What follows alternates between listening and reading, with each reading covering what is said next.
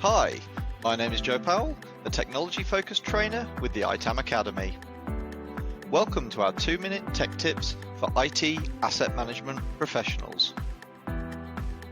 In this episode, we will look at the data journey you take when using ITAM tools and how you progress as your tool usage matures.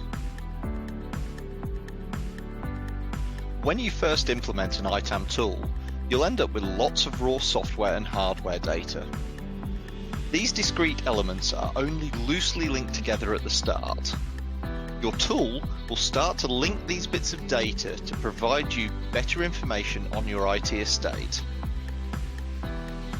Once you start linking elements, the data becomes normalized so that applications and hardware are identified and given more friendly and recognizable names.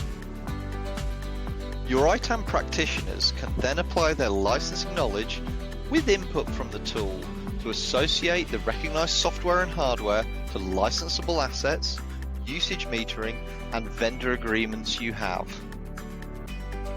Once all this information is organized in your tool, it allows you to truly make strategic decisions on your software renewals, hardware changes, and drive those cost efficiencies through all parts of your IT landscape.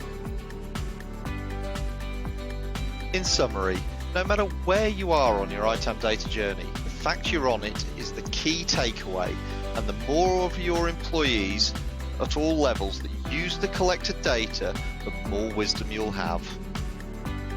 Thanks for watching, and tune in next time for more 2-minute tech tips from the ITAM Academy.